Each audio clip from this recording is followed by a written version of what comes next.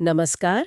आज हम वित्तीय बाजारों के संकेतों को मतलब उनकी भाषा को समझने की कोशिश करेंगे। हाँ, और खास तौर पर जापानी कैंडलस्टिक्स के जरिए। बिल्कुल। हमारे पास है द कैंडलस्टिक ट्रेडिंग बाइबल, जिसके कुछ हिस्से बताते हैं कि ये पैटर्न बाजार का मूड भांपने में काफी मदद कर सकता है। ऐसे ही। तो आज का इरादा है कि इन कैंडलस्टिक्स की जो बेसिक बनावट है उसे समझें हाँ, और देखें कि ये बाजार के उतार चढ़ाव के बारे में क्या इशारे देते हैं। चलें देखते हैं इसको जरा खोलकर। बिल्कुल। और देखिए, ये समझना जरूरी है कि कैंडलस्टिक्स सिर्फ डेटा पॉइंट्स नहीं है। अच्छा। वे हर ट्रेडिंग सेशन में खरीदारों और विक्रेताओं के बीच जो एक खिंचतान चलती है ना, हाँ हाँ। उनकी उम्मीदें, उनका डर, उसका एक विजुअल रिकॉर्ड है। ये महज चार्ट नहीं, बाजार की साइकोलॉजी की कहानी कहते हैं। वाह। अच्छा, तो एक कैंडलस्टिक होती क्या है असल में? हाँ। दिखती कैसी है? स्रोत कहता है इसमें एक रियल बॉडी होती है। हाँ, रियल बॉडी और ऊपर नीचे शैडो या जिसे बत्तियां या पूंछ भी कहते हैं। बिल्कुल सही कहा। वो जो बॉडी है वो हमें ओपन और क्लोज प्राइस के बीच का दायरा दिखाती है। ओके। अगर बॉडी हरी या सफेद है तो मतलब क्लोज प्राइस ओपन से ज्यादा था, यानी तेजी, खरीदार हावी रहे। हाँ बिल्कुल। और अगर लाल या काली बॉडी है तो मतलब क्लोज प्राइस ओपन से कम था, बिकवाली का दबाव था। समझ गई। और बॉडी की लंबाई भी अहम है। लंबी बॉडी मतलब मजबूत रुझान है, या तो खरीदारी का या बिकवाली का। और छोटी बॉडी? छोटी बॉडी मतलब कम हलचल थी या फिर कंफ्यूजन था बाजार में, अनिर्णय। अच्छा।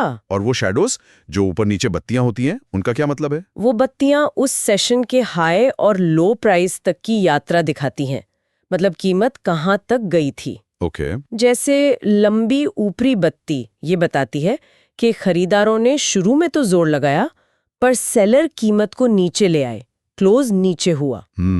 और वैसे ही लंबी निचली बत्ती दिखाती है कि सेलर्स ने दबाव बनाया पर खरीदार कीमत को वापस ऊपर खींच लाए।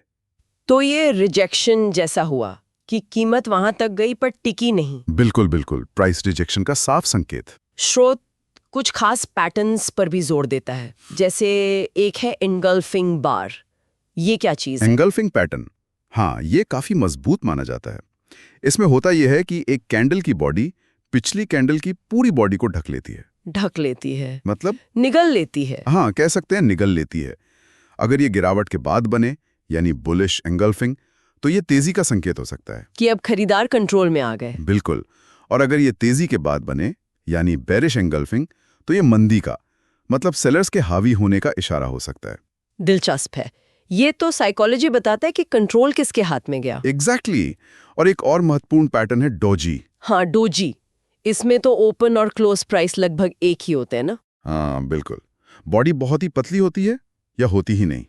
ये दिखाता है बाजार में अनिर्णय, कंफ्यूजन। हाँ, या बराबरी। ना खरीदार हावी हो पा रहे, ना विक्रेता। और अगर ये एक लंबे ट्रेंड के बाद दिखे, टॉप पर या बॉटम पर, तो ये संकेत हो सकता है कि मौजूदा ट्रेंड शायद अब थक रहा है, रिवर्सल आ सकता है। लेकिन यहां ये समझना बहुत जरूरी है, और स्रोत भी इस पर जोर देता है कि ये पैटर्न अकेले कुछ नहीं कहते। अच्छा, मतलब ये कि पैटर्न कहां बन रहा है, ये देखना सबसे जरूरी है। उसका कॉन्टेक्स्ट क्या है? कॉन्टेक्स्ट जैसे कि क्या बाजार किसी ट्रेंड में है, ऊपर जा रहा है या नीचे, या फिर एक रेंज में फंसा हुआ है?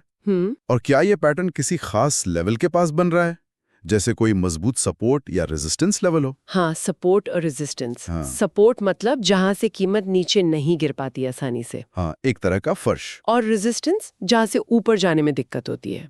एक छत जैसी। बिल्कुल। तो अगर कोई पैटर्न इन लेवल्स के पास बनता है तो उसका महत्व बढ़ जाता है। हाँ, स्रोत मार्केट स्ट्रक्चर की बात भी करता है कि सिर्फ पैटर्न नहीं, पूरा ढांचा देखो। सही कहा। मार्केट स्ट्रक्चर यानी बाजार का ओवरऑल ट्रेंड, क्या वो हायर हाई और हायर लो बना रहा है, मतलब अप ट्रेंड, या फिर लोअर हाई और लोअर लो यानी डाउन ट्रेंड? बिल्कुल, या फिर साइडवेज चल रहा है। एक ही पैटर्न अप ट्रेंड में अलग मतलब रख सकता है, डाउन ट्रेंड में अलग। तो उदाहरण के लिए वो हैमर पैटर्न, छोटी बॉडी और लंबी निचली बत्ती वाला। हाँ, हैमर। अगर वो डाउन ट्रेंड के बिल्कुल नीचे किसी सपोर्ट लेवल के पास बने तो वो ज्यादा पावरफुल बुलिश सिग्नल होगा। बिल्कुल सही। हैमर दिखाता है कि सेलर्स ने नीचे धकेला पर बायर्स ने वापसी की और कीमत ऊपर बंद कराई। सपोर्ट पर यह बनना मतलब खरीदारों की मजबूती का संकेत है। और वैसे ही शूटिंग स्टार, जिसकी ऊपरी बत्ती लंबी होती है। हाँ, शूटिंग स्टार। वो अगर अप ट्रेंड के टॉप पर किसी रेजिस्टेंस लेवल के पास बने तो वो मंदी के रिवर्सल का इशारा हो सकता है। समझ आ रहा है।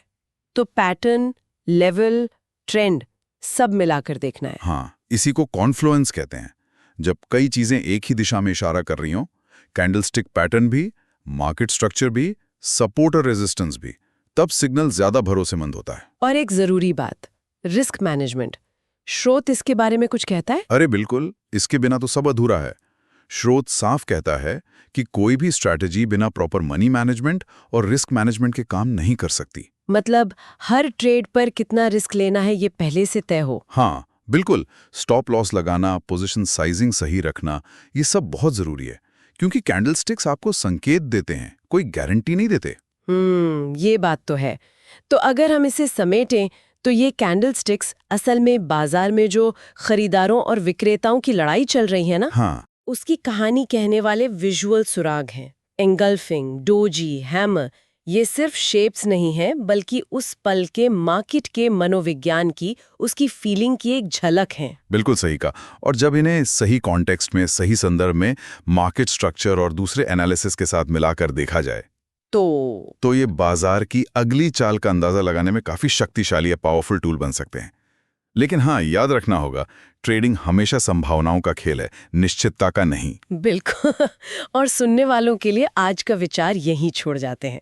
अगर ये कैंडलस्टिक पैटर्न्स वाकई बाजार की कलेक्टिव सोच, उसकी साइकोलॉजी को दिखाते हैं, तो क्या इस भावनात्मक भाषा को पूरी तरह से सीखना और मास्टर करना संभव है, या फिर इंसानी भावना और बाजार की अनिश्चितताओं के चलते हमेशा कुछ अप्रत्याशित, कुछ अनप्रेडिक्टेबल बना ही रहेगा? सोचिएगा जरूर इस पर।